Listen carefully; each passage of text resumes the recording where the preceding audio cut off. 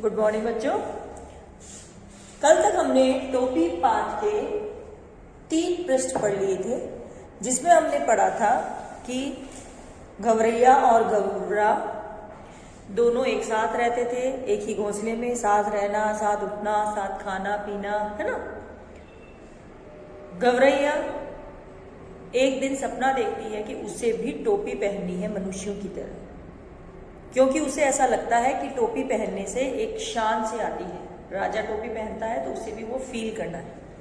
गवरा उसे समझाता है कि कपड़ों से कोई फर्क नहीं पड़ता, सारे मनुष्य, सारे जीव भगवान ने बनाए हैं, उन्हें उसी प्राकृतिक अवस्था में रहना ज्यादा सही है। कपड़े पहनते ही तो भेद उत्पन्न हो जाता है लोगों में। लेकिन गवरैया ढूंढी पक्की थी, वह मानने वाली नहीं थी। उसने सपना देख लिया था और वो पूरी तरह से प्रयासरत थी अपने सपने को पूरा करने में, टोपी पहनने के लिए। उसी सपने की राह का पहला कदम वो बढ़ाती है जब उसे रुई का एक फाया मिलता है। वो खुश हो जाती है और फाये को लेकर दुनिया के पास जाती है। दुनिया, जो राजा के काम में व्यस्त था, कार्य करने से मना कर देता है, लेकिन गवरैया द्वारा आधी मजदूरी का कहने पर वो रुई को ढूंढने के लिए तैयार हो जाता है। यहाँ ये पहला संकेत है शोषणकारी लोगों की तरफ, कि शोषणकारी जो व्यक्ति होते हैं वो अपने से कमजोर व्यक्ति का हर संभव फायदा उठाने का प्रयास करते हैं। खुद दुनिया जानता था कि ये मजदूरी इतने से छोटे काम के लिए बहुत अधिक है, लेकिन क्योंकि व्यक्ति सहज मिलने वाले फायदे को कभी नहीं ठुकराता, तो उसने भी यस कर दिया और फटाफट बहुत अच्छे से उस रुई को ढूंढ।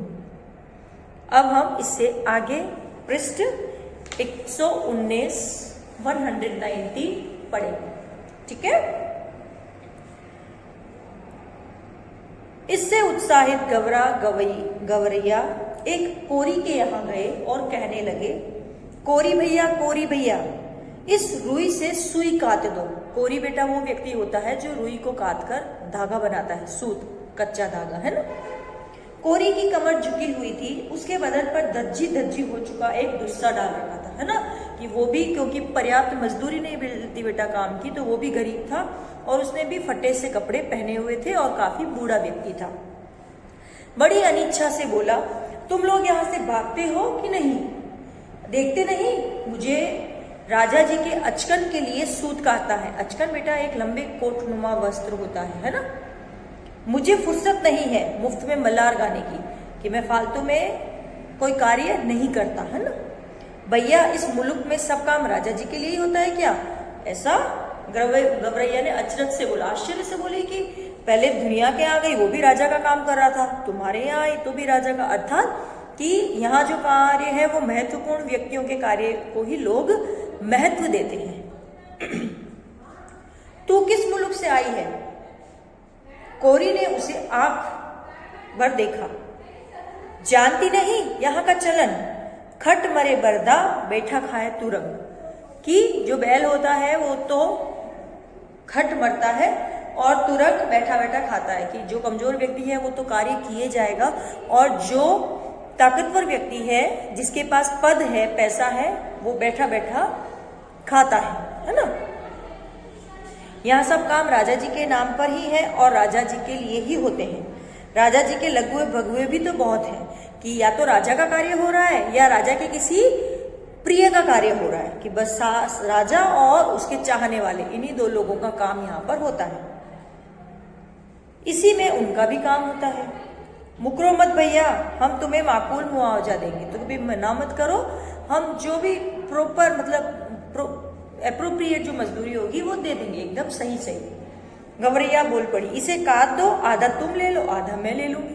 तो गवरैया से उत्साह में रहा नहीं गया, वो यहाँ पे भी उसने वही बात कह दी कि 50% तुम्हारा, 50 मेरा, तुम प्लीज काट दो। कोरी भी तैयार हो गया। इतनी वाजिब मजदूरी पर काम न करना मूर्खता होगी। तन करके उसने तकली चरखी ताता थैया करने लगी। काफी महीन और लच्छेदार सूत काट दिए उसने। कोरी भी तैयार हो गया। इतने वाजिब मजूरी पर काम न करना मूर्खता होगी। तन तन करके उसकी तकली चरखी ताता थैया करके चलने लगी। काफी महीन और लच्छेदार सूत उसने काट दिया। उसने भी काम बहुत अच्छा किया। क्यों? क्योंकि उसे भी आशा के अनुरूप बहुत अधिक मजदूरी मिल रही थी।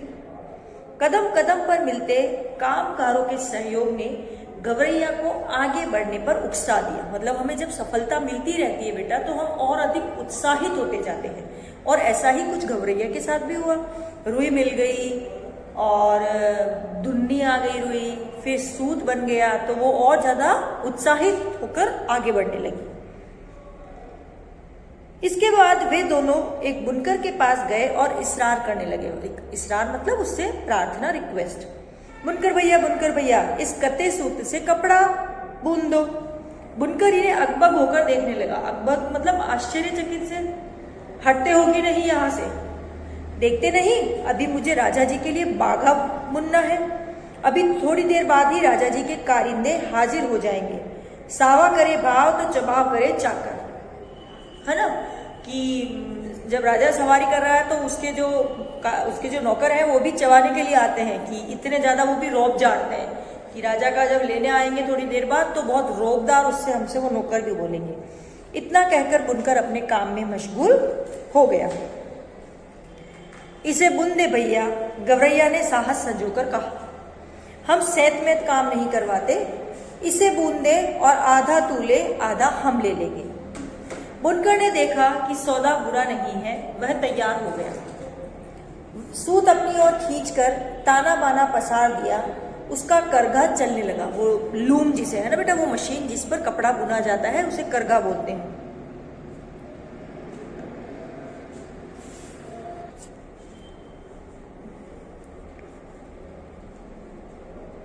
ढरकी ढुलकने लगी। थोड़ी ही देर में उसने काफी गफश और दबीज कपड़ा बुन गया कि अच्छा एकदम मोटा और सॉफ्ट मुलायम कपड़ा बुन दिया। आधा उसने ले लिया और आधा इन्होंने। गवरैया ने 3/4 मंजिल मार ली। कपड़ा लिए वह एक दर्जी के पास पहुंची। दर्जी भैया इसकी टोपी सिल दो। खिसकती होगी नहीं यहां से, दर्जी रोष से बोला। उसे भी गुस्सा आ गया कि अभी ये इतना सा काम लेकर मेरे पास आया, तो उसने भी भगाने की कोशिश की। देखते नहीं, राजा जी की 7वीं रानी से 9 बेटियों के बाद 10वां बेटा हुआ है। अब उस 10 रतन के लिए मुझे ढेरों जब्बे सिलने हैं। जब्बे छोटे छोटे कुर्ते, है ना? तो कि राजा जी के बेटा हुआ है तो मुझे 10 उसके लिए बहुत सारे कुर्ते सिलने हैं। दर्जी ने माथे का पसीना पोंछते हुए ठंडी आ भरी। कुछ देना न लेना, भर माथे पसीना, कि मिलेगा वहां से कुछ भी, मजदूरी नहीं, राजा का काम है, मुफ्त में करना पड़ेगा, लेकिन इतनी मेहनत हो रही है। हम तो भैया बेगार में कुछ नहीं करवाते। तो गवरैया ने उसको कहा कि हम तो मुफ्त में कुछ भी नहीं करवाएंगे। गवरैया बोली, इस बुने कपड़े की टोपी सिल दे, बल्कि 2 टोपियां सिल दे। एक तू ले ले, एक हम ले लेंगे। मुंह मांगी मजूरी पर कौन मुझी तैयार न होता, कि कौन ऐसा कंजूस है ना, कौन ऐसा व्यक्ति है जो बिना बराबर की मजदूरी मिल रही हो और उस पर काम ना करे। गवरैया बोली। कच कच उसकी कैंची चल उठी और चूहे की तरह सर सर उसकी सुई कपड़े के भीतर बाहर होने लगी। बड़े मनोयोग से उसने 2 टोपियां सिल दी, कि फटाफट उसने कैंची से कपड़ा काटा, सुई से सिला और 2 टोपियां तैयार कर दी। खुश होकर दर्जी ने अपनी ओर से टोपी पर 5 फुदने भी जड़ दी। फुदने टोपी पर जो लगे रहते हैं गोल गोल, है ना, जिससे सुंदरता बड़ी टोपी की। खुश होकर दर्जी ने अपनी ओर से टोपी पर 5 फुदने भी जड़ दिए। फुदने वाली टोपी पहनकर तो गवरैया जैसे आपे में न रही। 1.5 टांगों पर ही लगी नाचने, है ना, कि वो लंगड़ी टांगों पे डांस करते हैं, तो वो भी करने लगी। फुदक फुदक कर लगी गवरा को दिखाने। देख मेरी टोपी सबसे निराली, 5 फुदने वाली। इतनी खुश हो गई कि टोपी और फुदने वाली, उस पे छोटे छोटे ऐसे बॉल्स लगे हुए थे, है ना, तो ब्यूटीफुल टोपी थी, तो वो तो हमारी खुशी के डांस करने लगी। वाकई तू तो रानी लग रही है, गवरे को भी आखिरकार कहना पड़ा कि टोपी इतनी सुंदर थी और गवरैया उसको पहन के ब्यूटीफुल लग रही थी, तो उसने भी तारीफ की कि तू तो रानी लग रही है। रानी नहीं, राजा कहो मेरे राजा, कि राजा जी मुझे राजा कहो, टोपी तो राजा पहनता है। गवरैया ऊंचा उड़ने लगी।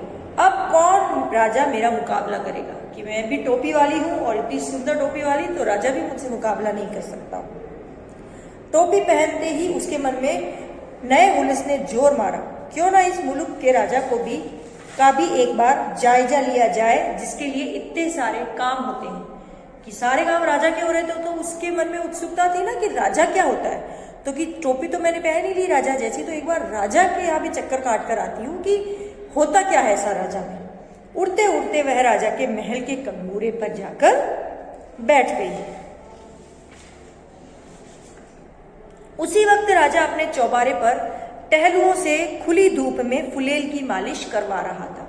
ठीक है, कि राजा फुलेल जो इत्र लगा हुआ जो तेल है बेटा, है ना, उससे मालिश करवा रहा था। राजा उस वक्त अधनंगा बदन और नंगे सिर था, कि ना तो उसने टोपी पहन रखी थी और ऐसे लेटा हुआ था, तो पीठ पर मालिश हो रही थी, तो आधे शरीर पर उसके कपड़े भी नहीं थे। एक टहलुआ सिर पर चंपी कर रहा था। टहलुआ मतलब एक नौकर उसके सिर पर चंपी कर रहा था, तो दूसरा हाथ पांव की उंगलियां फोड़ रहा था। ठीक है ना, कि ऐसे करके, और राजा जी की मालिश हो रही थी। तो तीसरा पीठ पर मुक्की मार रहा था। तो चौथा पिंडली पर बुद्धि फोड़ रहा था। पिंडलियां जो घुटने के नीचे वाला जो पैर का पोर्शन होता है ना, तो वहां पर दबा रहा था। गवरैया कंगूरे पर से ही चिल्लाई, मेरे सिर पर टोपी, राजा के सिर पर टोपी नहीं, राजा के सिर पर टोपी नहीं। तो उसने वहां जाके बैठी दीवार पर और जोर से शोर करने लगी कि मैं तो राजा नहीं हूं, तो भी मेरे पास टोपी है और राजा के सिर पर टोपी नहीं। मालिश करवाते करवाते राजा की नजर गवरैया से टकरा गई। तो मालिश करवाते करवाते राजा ने सामने देखा गवरैया को। गवरैया के सिर पर फुदनेदार टोपी देखकर उसकी अक्ल चकरा गई, कि पहली बार देखा कि चिड़िया ने टोपी पहनी हुई है, वो भी इतनी सुंदर। वह तो लगातार रटे जा रही थी, मेरे सिर पर टोपी, राजा के सिर पर टोपी नहीं। अरे कोई मेरी टोपी लाओ जरा जल्दी। राजा ने दोनों हाथों से अपना सिर ढकते हुए चिल्लाया, कि भाई राजा का सिर पे बाल नहीं थे। उसे लगा कि मेरी असलियत पता चल जाएगी सब जगह, कि राजा में तो कोई दम वाली बात ही नहीं है। तो वो जोर से चिल्लाया कि मेरी टोपी लाओ। टोपी आ गई, राजा ने झट से पहन भी ली। देख रही फदगुदी, कि जो तू इतना फुदक रही है, तो कि देख ले टोपी है। मेरी टोपी में 5 फुदने। गवरैया ने दूसरा ही राग लापना, पहले तो टोपी नहीं, और अब कह रही कि मेरी टोपी में तो 5 फुदने हैं, राजा की टोपी में एक भी नहीं। मेरी टोपी में 5 फुदने, राजा की टोपी में एक भी नहीं।